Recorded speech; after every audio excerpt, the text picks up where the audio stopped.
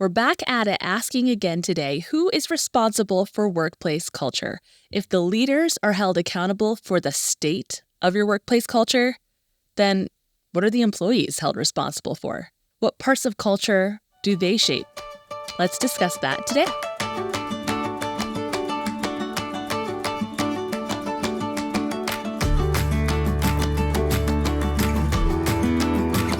Hey friends, it's Kara List, your leadership coach, and welcome to the Culture Keepers podcast, where we discuss topics that empower leaders like you, people who have a positive impact, a sphere of influence, empowering you to cultivate thriving cultures that inspire happy and high-performing teams. And we're back at it again today. Before we jump into our topic today, I wanted to let you know about a quiz that you have to take. This is a 3-minute quiz for you leaders, for you employees, to help identify, maybe some blind spots that you have towards your culture.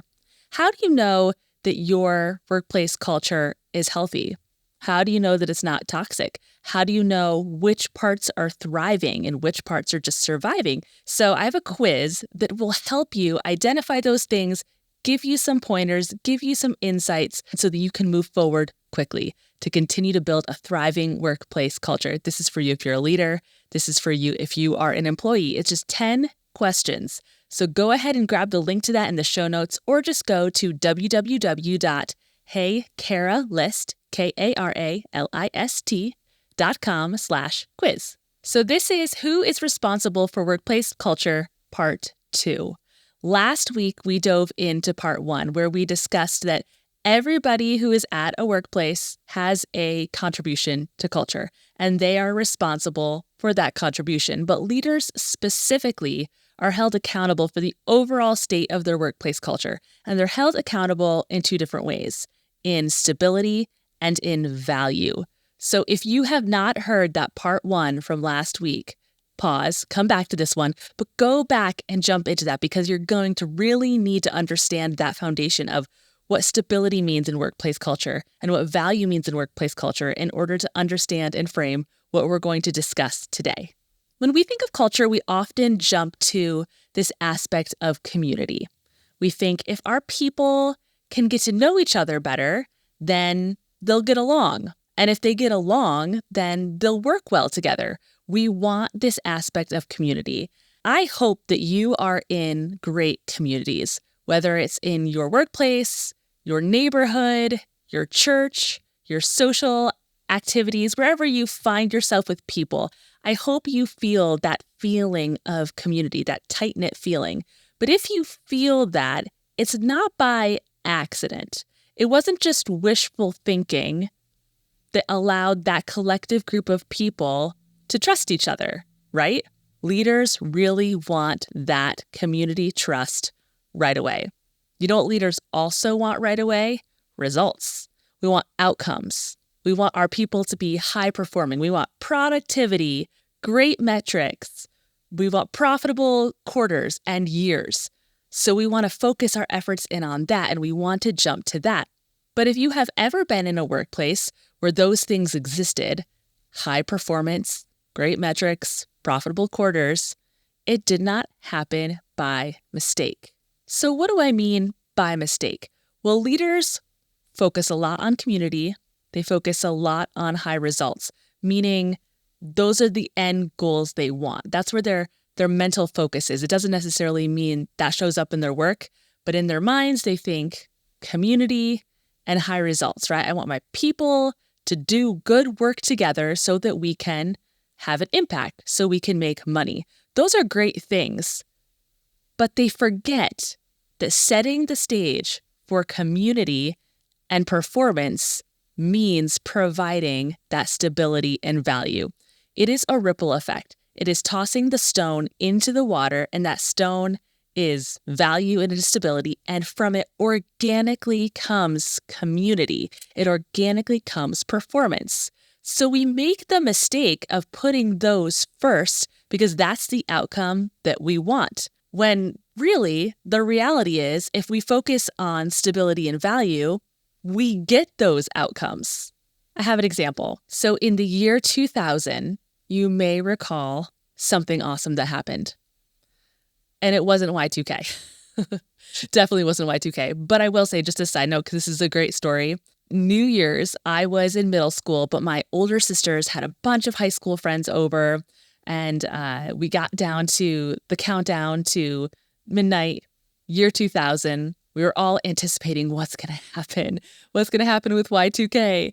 And my dad was in the basement at the breaker box, just waiting. And at midnight, he flipped the breakers and we all just screamed. We're like, it happened! It happened! And we're like, chaos is ensuing. And then we look outside to see that our neighbor's lights are still on. And my dad was he thought he was so funny. And to this day, I think it's one of the best pranks ever pulled. If you don't know what Y2K is, if you're a little young and you're not sure what that is, you can go look up what Y2K is. Anyway, back to what I was talking about. Year 2000, the show Survivor premiered. It's the first reality show I can remember. Maybe there were others. Big Brother, I don't know, you'll have to fact check me. But Survivor was the first reality show that I started watching. And I remember thinking, like, this is awesome. I love reality TV. And I was in middle school, and me and my neighbor, we'd watch it together every single week. And we just couldn't wait to see what happened next. It was so exciting, the show Survivor. I haven't watched it in like decades. But it was awesome when it started. But what if the goal of Survivor, of the show, was for all of those survivors, castaways, they were called castaways? I think they were called castaways. What if the goal was for all of them to survive a time period together or get off the island together? What if that was their goal? What would have happened? They would have formed a really tight community, right? They would have felt this safety of together. We have this thing to accomplish, and we cannot do it without everyone, right? We can't do it without everyone. We need to learn what everyone's strengths are, and we need to capitalize on them. We need to figure out what people's frustrations are. We need to make sure that doesn't keep us stopped up. We need to survive, and we need to do it together. They would have done great work. They would have capitalized on their strengths, and they would have built this natural community.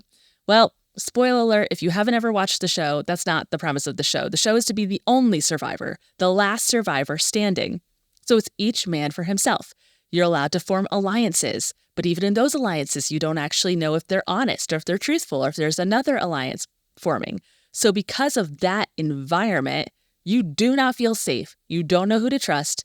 These poor castaways, they're exhausted. They're put through these crazy challenges that they have to win, but their performance levels are probably down because they don't feel like they can trust anyone. They don't feel safe. They can't ask for help because they don't want people to see their weaknesses.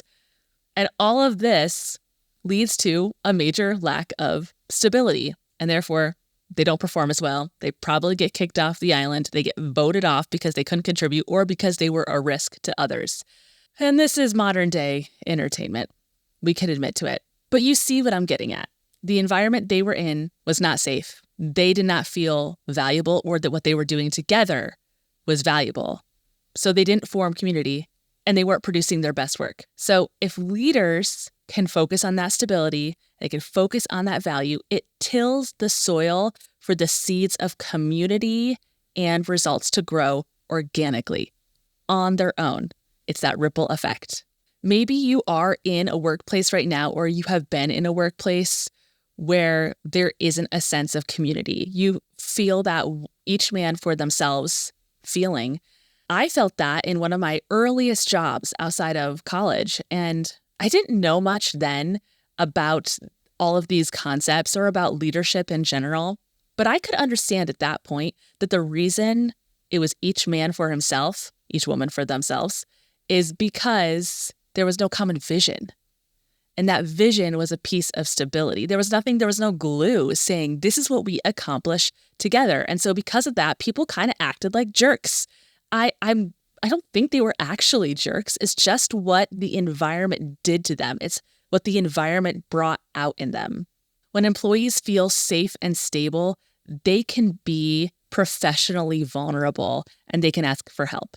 They can give feedback without fear of any consequences, and they can move through projects really productively. They can move ahead with projects because they know they can count on a system of trust within their team. When employees feel valued, they can build organic relationships and let people into their lives. They can help each other get work done because they feel individually appreciated and valued. And they don't feel like they're in competition with each other. Okay, so we get it. Leaders, stability, value. I've said it a million times. Weren't we going to talk about the employees? And yes, so if that stage is set, if that environment is there, then the employees have no excuse for their lack of contribution to community and their lack of contribution to high performance. So what does it look like to contribute to that community? Let's make an awesome assumption that you feel safe, stable, valued.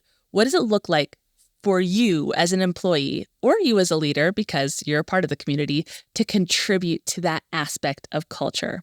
The first thought I have is to offer help. That's the easy part. The hard part is to ask for help. And what if we created some cultural norms in our organizations that said, I want to help people, I want to see the need and I want to help, but I can't expect other people to tell me what they need help with if I'm not willing to ask for help myself. I kind of liken it to if you've had a baby, and there's often this meal train aspect in communities, right, to providing a meal. And when someone has a baby, you want to help, right? You want to say, oh, what can I do? How can I provide a meal? But if you're not someone who is willing to say, I could really use a meal, how can we expect anyone else to ask for help? It is really hard to ask for help. So if you lead by example, by asking for help, then it will create a culture and community that makes that the cultural norm, because it's easy to be the person to offer the help, right? And it's nice. It's nice to be the person who can be the hero to some regard, but it's humbling to have a need. So let's normalize having needs by asking for help and then offering help. Similarly, giving feedback and asking for feedback. If this can become a cultural norm of when you are working on a project, going to a coworker and saying, hey, can I run this past you? Can I get some discernment from you to see if this is headed in the right direction? And then being willing to say, hey, friend, can I give you some feedback on this? Would you be willing to accept some feedback? So that art of informal giving and asking of feedback. This is a really fun and easy one. Celebrating birthdays and achievements. It seems silly. It seems like a surface level thing. But if you have all of those other foundational markers in place, then this just is a quick culture add to your community, is celebrating things like birthdays and achievements. When I was leading a team and we were remote, we had this tradition that when it was somebody's birthday, we showed up that staff meeting that week and we had changed our background to be a picture of that person or a picture of us in that person. So they would get on, and it was just kind of this fun tradition that kind of happened over time. But that was even just a way remotely that we could celebrate a person and say, hey, we took the time to find a picture on Facebook or Instagram and make it our background. And of course, we always chose maybe I wouldn't say the most flattering pictures, but the pictures that the person would appreciate the most. And that was just a way that we had fun with each other and we celebrated each other. The next way to contribute to community is to ask better questions and give honest answers. So it's hard to come up with good questions if you haven't taken the time to do it in advance. It's just going to be, hey, how was your weekend? Really, that's it, right? How was your weekend? How was your night? I don't even know. I don't even think you would ask something the next day. How's your weekend is the one, how you doing? Just those really generic questions. So asking a better question. What are you reading? Are you listening to any good podcasts? What movies are you watching? What are you guys up to this coming weekend? That sounds fun. Asking better questions that are a little more detail-oriented and give that person the opportunity to share just a little bit more of themselves. And I've said this in past episodes, you're not digging too deep personally. You're not asking deeply personal questions. The person can always just say, I'm not reading anything right now. Okay, you can catch the hint. But generally speaking, it's going to give someone the opportunity to share just a little bit more about themselves. And then you know what you do in response. You don't say, me too, and ask and tell all the things about yourself, right? That's what we often do. Where are you going this weekend? We're going to the beach. Oh, I went to the beach last weekend. Right? You start talking about yourself. Instead, you ask a follow-up question. Do you guys go to the beach a lot? What beach is your favorite? Right? Asking a good question and then asking good follow-up questions. And then being willing to give those answers when asked of yourself. And my last one, we could go on. There's probably so many more. There are so many more. But my last one for you is to be slow to take offense. If you find yourself in a situation where someone says something to you and it triggers an emotional level of response, get in the practice of acknowledging that. And then just thinking, I'm going to give that person the benefit of the doubt. And you can always return to it with that person. You can return to it with yourself. But the second those walls go up and we take offense, it makes it really hard to engage. So just being aware of those triggers that happen, being able to identify them, not ignoring them fully, but maybe setting them aside and acknowledging why you're taking offense to these things. And if you're not sure, I have a great episode. It's back episode number 2 about feedback and about why we get triggered by feedback. And I'm not talking about formal feedback. I'm talking about just casually how we get information about ourselves from others. Super insightful. It really helped me. It helped me in my life, in my marriage, in my work. So go back and check out that episode if you haven't already. Okay, so all of those contributions to community, what does it fuel? It fuels results. It's the next layer of the ripple. People are happy, they're supported, they're ready to ask for help, they're inspired by each other, they're working well together, they're debating, they're disagreeing well. It sounds so kumbaya. It sounds so perfect, the perfect world. But even if leaders do their part, they set the stage, there will be employees that don't contribute well to community, don't contribute well to results. So sometimes that's because they're not a cultural fit. Sometimes that's because they're not producing the work that is expected of them, or they're not producing it in the way that is expected of them. And sometimes they're in a hard season of their lives, whether we know it or not, and that is keeping them from being their best person at work, from producing their best work, from being the best member of the community at work. So what do you do? What do you do if you're the leader, you set the stage, and you have people that are not only not contributing to community and results, but are hindering it, are harming it? Well, that's when you remember that your primary role as a leader is to be a culture keeper, is for that environment, is to not make the plants grow themselves or to do the work of growing the plants yourself, but instead to say, I'm going to do my best to control the variables here so that growth can happen, so that these plants can thrive, right? The gardener doesn't actually make the flowers or the fruit grow. They control the variables to the best of their ability to create an environment that's conducive to those plants being successful. So if there's something in that environment, a variable, an employee, that is making it hard for the fruit to be produced, for the flowers to bloom, you have to culture keep. You have to protect. You have to weed out. You have to prune. And if you're not sure how to do that, I have another episode. How about that? Episode number 3, about what to do with an underperforming employee. And I will give you a little spoiler. It starts with asking, hey, are you okay? It is caring deeply with empathy. Empathy is a prerequisite for leadership. And this, my friend, is culture keeping. Awesome. You with me? So here are some takeaways, leaders. If you're listening and you are responsible for a group of people, you oversee people. They could be volunteers. They could be a huge team of employees. It could be just your department. If you oversee people, are you struggling with community and performance on your team? Are you looking at it and saying, I don't feel like there's great community here. My people aren't giving great results. The high performance is like meh. Well, if the answer is yes, then I'm going to go back to my 2 takeaways from last week.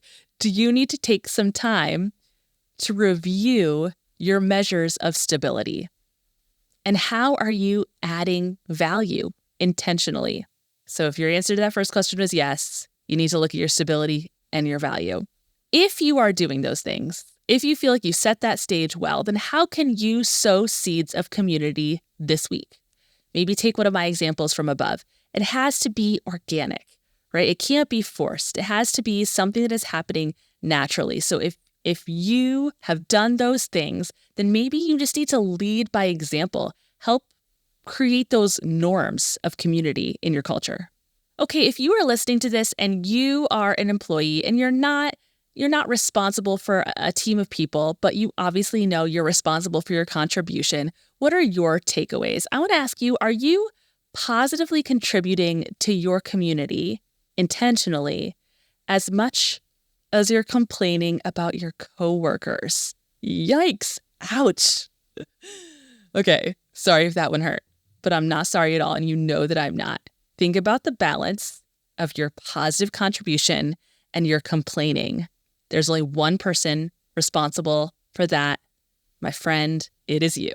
Secondly, do you find yourself advocating for your own lane instead of the collective success of your team?